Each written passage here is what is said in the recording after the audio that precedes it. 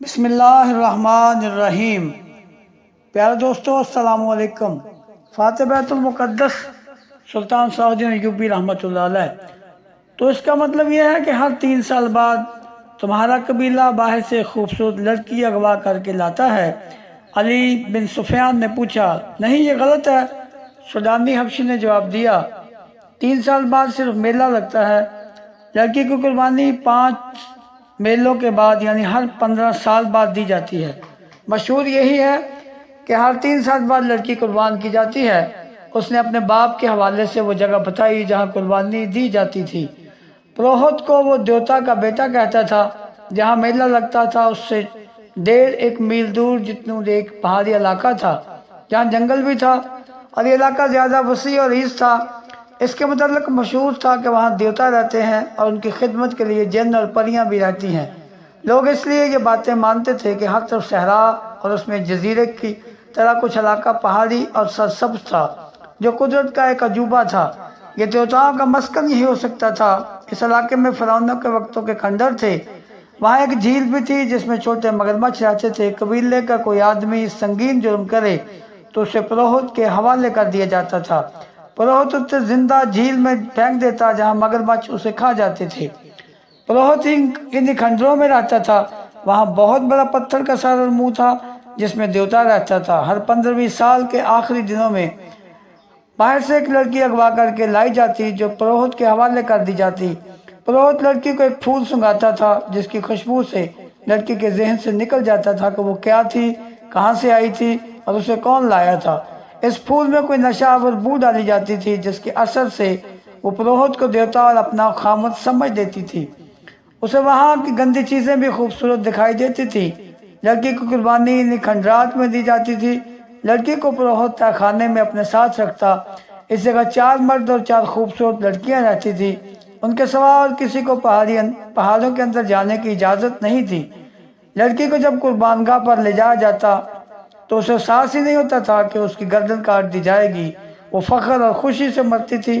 اس کا دھڑ مگرمچھوں کی جھیل میں پھینک دیا جاتا تھا اور بال کاٹ کر قبیلے کے ہر گھر میں تقسیم کر دیے جاتے تھے۔ ان بالوں کو مقدس سمجھا جاتا تھا۔ لڑکی کا سر خشک ہونے کے بعد رکھ دیا جاتا تھا۔ جب گوشت ختم ہو کر صرف کھوپڑی رہ جاتی تو اسے ایک غار میں رکھ دیا جاتا تھا۔ لڑکی کسی کو دکھائی نہیں جاتی تھی۔ 15 سال پورے ہو رہے ہیں، اب کہ لڑکی کی قربانی دی جائے گی۔ اس حبشی نے کہا، ہم 9 آدمی مصر کی فوج میں بھرتی ہوئے تھے۔ ہمیں چونکہ نڈر اور وحشی سمجھا جاتا تھا اس لیے ہمیں خلیفہ کے محافظ دستے کے لیے منتخب کر لیا گیا۔ 2 مہینے گزرے، ہم نے اس لڑکی کو دیکھا۔ ایسی خوبصورت لڑکی ہم نے کبھی نہیں دیکھی تھی۔ ہم سب نے فیصلہ کر لیا کہ اس لڑکی کو اٹھا لے جائیں گے اور قربانی کے لیے پیش کریں گے۔ ہمارے ایک ساتھی نے جو کل مارا گیا ہے اپنے گاؤں جا کر قبیلے کے بزرگ کو بتا دیا تھا کہ اس بار قربانی کے لیے ہم لڑکی لائیں گے۔ ہم نے لڑکی کو اغوا کر لیا۔ یہ قصہ صلاح الدین ایوبی کو سنایا گیا تو وہ گہری سوچ میں کھو گیا۔ علی بن سفیان اس کے حکم کا منتظر تھا۔ سلطان ایوبی نے نقشہ دیکھا اور کہا، اگر جگہ یہ ہے تو ہماری عملداری سے باہر ہے۔ تم نے شہر کے پرانے لوگوں سے جو معلومات حاصل کی ہیں ان سے یہ ثابت ہوتا ہے کہ فرعون تو صدیاں گزری مر گئے لیکن فرعونیت ابھی زندہ ہے۔ معصیت مسلمان ہم پر فرض عائد ہوتا ہے کہ ہم اگر دور نہ پہنچ سکیں تو قریبی پڑوس سے تو کفر اور شرک کا خاتمہ کریں۔ آج تک معلوم نہیں کتنے والدین کی معصوم بیٹیاں قربان کی جا چکی ہیں اور اس میلے میں کتنی بیٹیاں اغوا ہو کر فروخت ہو جاتی ہیں۔ ہمیں دیوتاؤں کا تصور ختم کرنا ہے۔ لوگوں کو دیوتاؤں کا تصور دے کر نام نہاد مذہبی پیشوا لڑکیاں اغوا کروا کے بدکاری اور عیاشی کرتے ہیں۔ میرے مخبروں کی اطلاعوں نے یہ بیہودہ انکشاف کیا ہے کہ اگر ہماری فوج کے کئی کماندار اور مصر کے پیسے والے لوگ اس میلے میں جاتے اور لڑکیاں خریدتے یا چند دنوں کے لیے کرائے پر لاتے ہیں۔ علی بن سفیان نے کہا، کردار کی تباہی کے علاوہ یہ خطرہ بھی ہے کہ سودانیوں کی برطرف فوج کے عسکری اس میلے سے زیادہ تعداد میں جاتے ہیں۔ ہماری فوج اور ہمارے دوسرے لوگوں کا سودانی سابقہ فوجیوں کے ساتھ ملنا جلنا اور جشن منانا ٹھیک نہیں۔ یہ مشترکہ تفریح ملک کے لیے خطرناک ثابت ہو سکتی ہے۔ علی بن سفیان نے ذرا جھجک کر کہا، اور لڑکی کو قربان ہونے سے پہلے بچانا اور خلیفہ کے حوالے کرنا اس لیے بھی ضروری ہے کہ اسے معلوم ہو جائے کہ اس نے آپ پر اغوا کا جو الزام عائد کیا ہے وہ کتنا بے بنیاد اور لغو ہے۔ مجھے اس کی کوئی پرواہ نہیں۔ علی، سلطان ایوبی نے کہا، میری توجہ اپنی ذات پر نہیں مجھے کو کتنا کہ سمجھے، میں اسلام کی عظمت کے فروغ اور تحفظ کو نہیں بھول سکتا۔ میری ذات کچھ بھی نہیں، اور تم بھی یاد رکھو علی، اپنی ذات سے توجہ ہٹا کر سلطنت کے استحکام اور فلاح بہبود پر مرکوز کر دو۔ اسلام کی عظمت کا امین خلیفہ اپنی ذات میں گم ہوتے ہوئے اور اپنے نفس کا شکار ہو گئے۔ اب ہماری خلافت اسلام کی بہت بڑی کمزوری بن گئی ہے، صلیبی ہماری اس کمزوری کو استعمال کر رہے ہیں۔ اگر تم کامیابی سے اپنے فرائض نبھانا چاہتے ہو تو اپنی ذات اور اپنے نفس سے دستبردار ہو جاؤ۔ خلیفہ نے مجھ پر جو الزام عائد کیا ہے اسے میں نے بڑی مشکل سے برداشت کیا ہے۔ میں اچھے وار کا جواب دے سکتا تھا، مگر میرا وار کبھی اچھا نہیں ہوتا، پھر میں ذاتی سیاست بازی میں الجھ جاتا۔ مجھے خطرہ یہی نظر آ رہا تھا کہ ملت اسلامیہ کسی دور میں جا کر اپنے ہی حکمرانوں کی ذاتی سیاست بازیوں، خود پسندی، نفس پرستی اور اقتدار کی ہوس کی نظر ہو جائے گی۔ گستاخی کی معافی چاہتا ہوں محترم امیر علی بن سفیان نے کہا، اگر آپ اس لڑکی کو قربان ہونے سے بچانا چاہتے ہیں تو حکم صادر فرمائیے، وقت بہت تھوڑا ہے، پرسوں سے میلہ شروع ہو رہا ہے۔ فوج میں یہ حکم فوراً پہنچا دو کہ اس میلے میں کسی فوجی کو شریک ہونے کی اجازت نہیں۔ سلطان ایوبی نے نائب سالار کو بلا کر کہا، خلاف ورزی کرنے والوں کو اس کے عہدے اور رتبے سے قطع نظر 50 کوڑے سرعام لگائے جائیں گے۔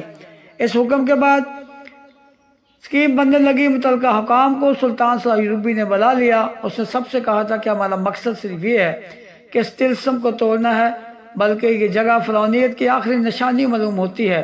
پہلے فوج کشی زیر بحث آئی، جس وجہ سے خارج از بحث کر دی گئی کہ اسے اس قبیلے کے لوگ اپنے اوپر باقاعدہ حملہ سمجھیں گے۔ لڑائی ہوگی جس میں میلہ دیکھنے والے بے گناہ لوگ بھی مارے جائیں گے اور عورتوں اور بچوں کے مارے جانے کا بھی خطرہ ہے۔ یہ حل بھی پیش کیا گیا کہ سوڈانی حبشی کو ساتھ لے جانا پسند نہیں کیا کیونکہ دھوکے کا خطرہ تھا۔ اس وقت تک سلطان ایوبی کے حکم کے مطابق چھاپہ ماروں اور شب خون مارنے والے جنگجوؤں کا ایک دستہ تیار کیا جا چکا تھا۔ اسے مسلسل جنگی مشقوں سے تجربہ کار بنا دیا گیا تھا کہ وہ جان بازوں کا دستہ تھا، جنہیں جذبے کے لحاظ سے اس قدر پختہ بنا دیا گیا تھا کہ وہ اس پر فخر محسوس کرنے لگے کہ اگر انہیں جس مہم پر بھیجا جائے گا اس زندہ واپس نہیں آئیں گے۔ نائب سالار الناصر اور علی بن سفیان کے مشوروں سے یہ طے ہوا کہ صرف 12 چھاپہ مار اس پہاڑی جگہ کے اندر جائیں گے جہاں پروہت رہتا ہے اور لڑکی قربان کی جاتی ہے۔ حبشی کی دی ہوئی معلومات کے مطابق اس رات میلے میں زیادہ رونق ہوتی ہے کیونکہ وہ میلے کی آخری رات ہوتی ہے۔ قبیلے کے لوگوں کے سوا کسی اور کو معلوم نہیں ہوتا کہ لڑکی قربان کی جا رہی ہے۔ جسے معلوم ہوتا ہے وہ یہ نہیں جانتا کہ قربان کا کہاں ہے۔ ان معلومات کی روشنی میں یہ طے کیا گیا کہ 500 سپاہی میلہ دیکھنے والوں کے بھیس میں تیگ و تلواروں سے مسلح ہو کر اس رات میلے میں موجود ہوں گے۔ ان میں سے 200 کے پاس تیر کمان ہوں گے۔ اس زمانے میں ان ہتھیاروں پر پابندی نہیں تھی۔ چھاپہ ماروں کے ذہنوں میں واضح تصور کی کچھ صورت میں جگہ تفصیص نہیں کی گئی تھی۔ وہ براہ راست حملہ نہیں کریں گے، چھاپہ ماروں کی طرح پہاڑی علاقے میں داخل ہوں گے، پہرہ داروں کو خاموشی سے ختم کریں گے اور اصل جگہ پہنچ کر اس وقت حملہ کریں گے جب لڑکی قربان گاہ میں لائی جائے گی۔ اس سے قبل حملے کا یہ نقصان ہو سکتا ہے کہ لڑکی کو تہہ خانے میں ہی غائب یا ختم کر دیا جائے۔ یہ معلوم ہو گیا تھا کہ قربانی آدھی رات کے وقت پورے چاند میں دی جاتی ہے۔ 500 سپاہیوں کو اس وقت سے پہلے قربان گاہ والی پہاڑیوں کے ارد گرد پہنچنا تھا۔ چھاپہ ماروں کے لیے گھیرے میں آ جانے یا مہم ناکام ہونے کی صورت میں یہ ہدایت دی گئی تھی کہ وہ فلیتے والا ایک آتشی تیر اوپر کو چلائیں گے۔ اس تیر کا شعلہ دیکھ کر یہ 500 نفری حملہ کر دے گی۔ اسی وقت 12 جان باز منتخب کر لیے گئے اور اس فوج میں سے جو 2 سال پہلے نور الدین زنگی نے سلطان ایوبی کی مدد کے لیے بھیجی تھی، 500 ذہین اور بے خوف سپاہی عہدیدار اور کماندار منتخب کر لیے گئے۔ یہ لوگ عرب سے آئے تھے۔ مصر اور سوڈان کی سیاست بازیوں اور عقائد کا ان پر کچھ اثر نہ تھا۔ وہ صرف اسلام سے آگاہ تھے اور یہی ان کا عقیدہ تھا۔ وہ ہر اس عقیدے کے خلاف اٹھ کھڑے ہوتے جو اللہ کی توحید اور رسول اللہ صلی اللہ علیہ وسلم کی عظیم سنت کے خلاف سمجھے جاتے تھے۔ انہیں بتایا گیا کہ وہ ایک باطل اور مشرکانہ عقیدے کے خلاف لڑنے جا رہے ہیں اور ہو سکتا ہے کہ انہیں اپنے سے زیادہ نفری سے مقابلہ کرنا پڑے اور لڑائی خون ریز ہو، اور یہ بھی ہو سکتا ہے کہ ان کے سامنے کچھ ٹھہر ہی نہ سکے اور بغیر لڑائی کے مہم سر ہو جائے۔ انہیں جنگی حربے سمجھا دیے گئے اور ان کے ذہنوں میں پہاڑی علاقے کا اور ان پہاڑیوں کی بلندی جو زیادہ نہیں تھی اور ان میں گری ہوئی قربانگاہ کا تصور بٹھا دیا گیا۔ 12 جنگجو جان بازوں کو بھی ان کے ہدف کا تصور دیا گیا۔ انہیں ٹریننگ بڑی سختی سے دی گئی تھی۔ پہاڑیوں پر چڑھنا اور ریگستانوں میں دوڑنا، بھوک اور پیاس اونٹ کی طرح برداشت کرنا ان کے لیے مشکل نہیں تھا۔ قربانی کی رات کو 6 روز باقی تھے۔ 3 دن اور 3 راتیں چھاپہ ماروں اور 500 سپاہیوں کو مشق کرائی گئی۔ چوتھے روز چھاپہ ماروں کو اونٹوں پر روانہ کر دیا گیا۔ اونٹوں کے میانہ چال سے 1 دن اور آدھی رات کا سفر تھا۔ شتربانوں کو حکم دیا گیا تھا کہ چھاپہ ماروں کو پہاڑی علاقے میں دور جہاں وہ کہیں اتار کر واپس آ جائیں۔ 500 کے دستے کو تماشائیوں کے بھیس میں 2-2 4-4 ٹولیوں میں گھوڑوں اور اونٹوں پر روانہ کیا گیا۔ انہیں جانور اپنے ساتھ رکھنے تھے۔ ان کے ساتھ ان کے کماندار بھی اسی بیس میں چلے گئے۔ میلے کی آخری رات تھی۔ پورا چاند ابھرتا آ رہا تھا۔ صحرا کی فضا شیشے کی طرح شفاف تھی۔ میلے میں انسانوں کے ہجوم کا کوئی شمار نہ تھا۔ کہیں نیم برہان لڑکیاں رقص کر رہی تھیں اور کہیں گانے والوں نے مجمع لگا رکھا تھا۔ سب سے زیادہ بھیڑ اس چبوترے کے ارد گرد تھی جہاں لڑکیاں نلام ہو رہی تھی۔ ایک لڑکی کو چبوترے پر لایا جاتا، گاہک اسے ہر طرف سے دیکھتے، اس کا منہ کھول کر دانت دیکھتے، بالوں کو الٹا پلٹا کر دیکھتے، جسم کی سختی اور نرمی محسوس کرتے اور بولی شروع ہو جاتی۔ وہاں جوا بھی تھا، شراب بھی تھی، اگر وہاں نہیں تھا تو قانون نہ تھا۔ پوری آزادی تھی۔ دور دور سے آئے ہوئے لوگوں کے خیمے میلے کے ارد گرد نصب تھے۔ تماشائی مذہب اور اخلاق کی پابندیوں سے آزاد تھے۔ انہیں معلوم نہیں تھا کہ ان سے تھوڑی ہی دور جو پہاڑیاں ہیں ان میں ایک خوبصورت لڑکی کو ذبح کرنے کے لیے تیار کیا جا رہا ہے، اور وہاں ایک انسان دیوتا بنا ہوا ہے۔ وہ اتنا ہی جانتے تھے کہ ان پہاڑوں میں گرا ہوا علاقہ دیوتاؤں کا پایا تخت ہے، جہاں جن، بھوت اور پریاں پہرا دیتے ہیں، اور کوئی انسان وہاں جانے کی سوچ بھی نہیں سکتا تھا۔ نہیں، یہ معلوم نہیں تھا کہ انہیں کے درمیان اللہ کے 500 مجاہدین گھوم پھر رہے ہیں اور 12 انسان دیوتاؤں کے پایا تخت کی حدود میں داخل ہو چکے ہیں۔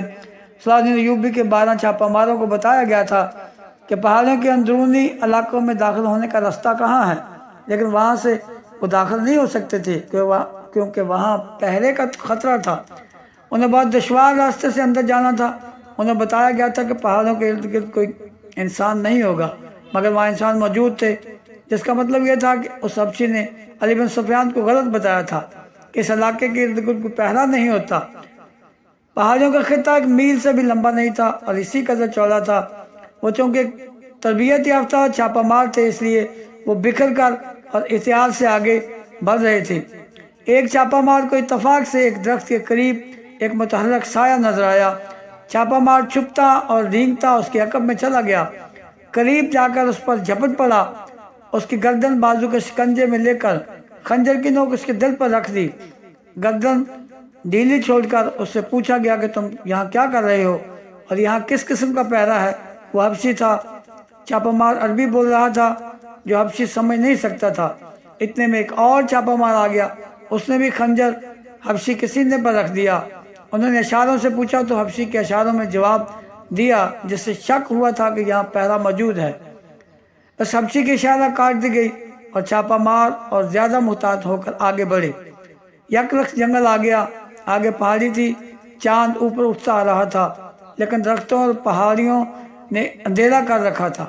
وہ پہاڑی پر ایک دوسرے سے ذرا دور اوپر چڑھتے گئے۔ اندر کے علاقے میں جہاں لڑکی کو پروہت کے حوالے کیا گیا تھا وہاں کچھ اور ہی سرگرمیاں تھیں۔